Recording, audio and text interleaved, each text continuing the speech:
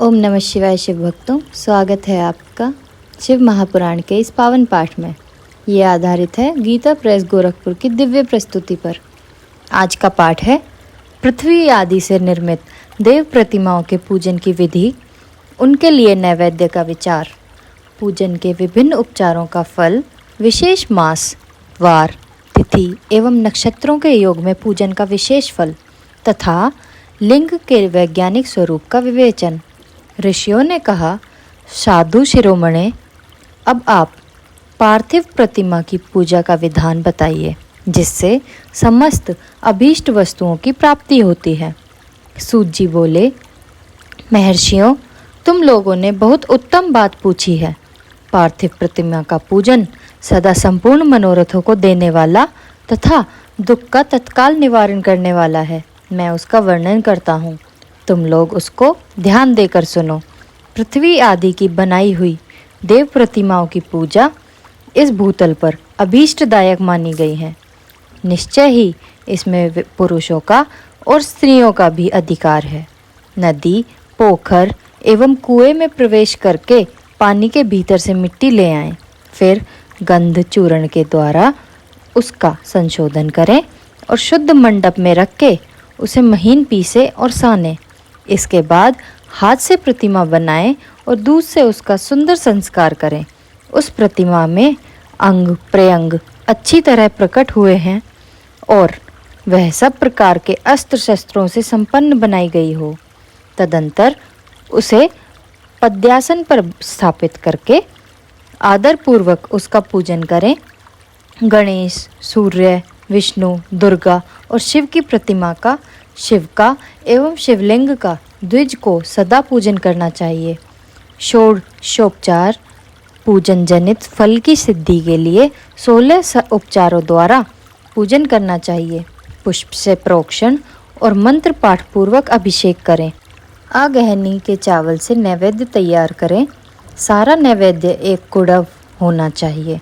घर में पार्थिव पूजन के लिए एक कुड़व और बाहर किसी मनुष्य द्वारा स्थापित शिवलिंग के पूजन के लिए एक प्रस्थ नैवेद्य तैयार करना आवश्यक है, ऐसा जानना चाहिए।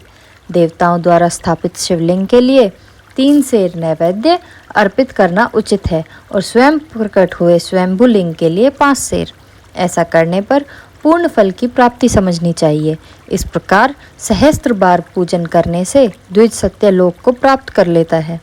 12 अंगुल चौड़ा, इससे दूना और 1 अंगुल अधिक अर्थात 25 अंगुल लंबा और 15 अंगुल चौड़ा जो लोहे का या लकड़ी का बनाया हुआ पात्र होता है, उसे विद्वान पुरुष शिव कहते हैं।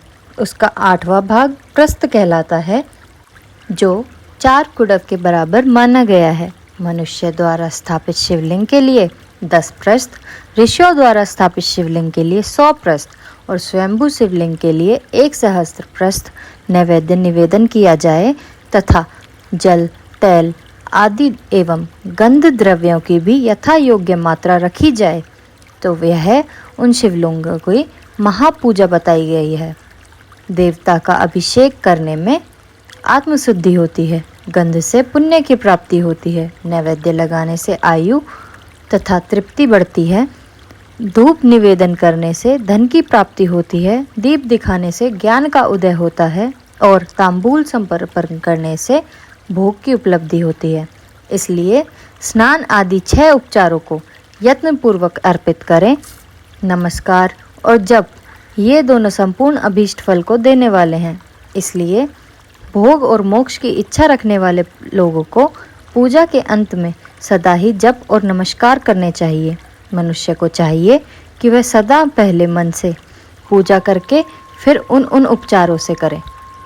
देवताओं की पूजा से उन देवताओं के लोकों की प्राप्ति होती है तथा उनके आवंतर लोक में भी यथेष्ट भोग की वस्तुएं उपलब्ध होती हैं। अब मैं देव पूजा से प्राप्त होने वाले विशेष फलों का वर्णन करता हूँ। द्विजों, तुम लोग श्रद्धा पूर्वक सुनो। विघ्नराज गणेश की पूजा से भूलोक में उत्तम अभीष्ट वस्तु की प्राप्ति होती है। शुक्रवार को श्रावण और भाद्रपद मासों के शुक्ल पक्ष की चतुर्थी को और पौष मास में शतभिषा नक्षत्र के आने पर विधि पूर्वक गणेश जी की पूजा करनी चाहिए। 100 या सहस्त्र दिनों में 100 या सहस्त्र बार पूजा करें। देवता और अग्नि में श्रद्धा रखते हुए किया जाने वाला उनका नित्य पूजन मनुष्यों को पुत्र एवं अभीष्ट वस्तु प्रदान करता है। वह समस्त पापों का शमन तथा भिन्न भिन्न दुष्कर्मों का विनाश करने वाला है। विभिन्न वारों में की हुई शिव आदि की पूजा को आत्मशुद्धि प्रदान करने वाली समझना चाहिए। वार या दिन, तिथि, नक्षत्र और योगों का आधार है। समस्त कामनाओं को देने वाला है। उसमें वृद्धि और क्षय नहीं होता, इसलिए उसे पूर्ण ब्रह्म स्वरूप मानना चाहिए। सूर्योदय काल से लेकर सूर्योदय काल आने तक एक वार की स्थिति मानी गई है, जो ब्राह्मण आदि सभी वर्णों के कर्मों का आधार है। विहित तिथि के लिए पूर्व भाग में की हुई पूजा मनुष्यों को पूर्ण भोग देने वाली होती है। यदि मध्याह्न के बाद तिथि का आरंभ होता है तो रात्रि युक्त तिथि का पूर्व भाग पितरों की श्रद्धा आदि कर्मों के लिए उत्तम बताया गया है। ऐसी तिथि का परभाग ही दिन से युक्त होता है, अतः देव कर्म के लिए प्रशस्त माना गया है। यदि मध्याह्न काल तक तिथि रहे तो उदय व्यापनी तिथि को ही देव कार्य में गहन करना चाहिए। इसीलिए शुभ तिथि और नक्षत्र आदि ही देव कार्य में ग्राह्य होते हैं। वार आदि की भली भांति विचार करके पूजा और जप आदि करने चाहिए। वेदों में पूजा शब्द के अर्थ की इस प्रकार योजना की गई है। पूज्यार्थे अनेन इति पूजा। यह पूजा शब्द की उत्पत्ति है। पू का अर्थ है भोग और फल की सिद्धि। वह जिस कर्म से संपन्न होती है उसका नाम पूजा है। मनोवांछित वस्तु तथा ज्ञान यही अभीष्ट वस्तुएं हैं। सकाम भाव वाले को अभीष्ट वस्तुएं अपेक्षित होते हैं और निष्काम भाव वालों को अर्थ पारमार्थिक ज्ञान। ये दोनों ही पूजा शब्द के अर्थ हैं। इनकी योजना करने से ही पूजा शब्द की सार्थकता है। इस प्रकार लोक और वेद में पूजा शब्द का अर्थ विख्यात है। नित्य और नैमित्तिक कर्म कालांतर में फल देते हैं, किंतु काम्य कर्म का यदि भली भांति अनुष्ठान हुआ हो तो वह तत्काल फलद होता है। प्रतिदिन एक पक्ष, एक मास और एक वर्ष तक लगातार पूजन करने से उन कर्मों की फल की प्राप्ति होती है और वैसे ही पापों का क्रमशः क्षय होता है। प्रत्येक मास में कृष्ण पक्ष की चतुर्थी तिथि को की हुई महागणपति की पूजा एक पक्ष के पापों का नाश करने वाली और एक पक्ष तक उत्तम भोग रूपी फल देने वाली होती है। चैत्र मास में चतुर्थी को की हुई पूजा एक मास तक किए गए पूजन का फल देने वाली होती है और जब सूर्य सिंह राशि पर स्थित हो उस समय भाद्रपद मास की चतुर्थी को की हुई गणेश की पूजा एक वर्ष तक मनोवांछित भोग प्रदान करती है, ऐसा जानना चाहिए। श्रावण मास के रविवार को हस्त नक्षत्र से युक्त सप्तमी तिथि को तथा माघ शुक्ल सप्तमी को भगवान सूर्य का पूजन करना चाहिए। ज्येष्ठ तथा भाद्रपद मासों के बुधवार को श्रवण नक्षत्र से युक्त द्वादशी तिथि को तथा केवल द्वादशी को भी किया गया भगवान विष्णु का पूजन अभीष्ट संपत्ति को देने वाला माना गया है। श्रावण मास में की जाने वाली श्री हरि की पूजा अभीष्ट मनोरथ को और आरोग्य प्रदान करने वाली होती है।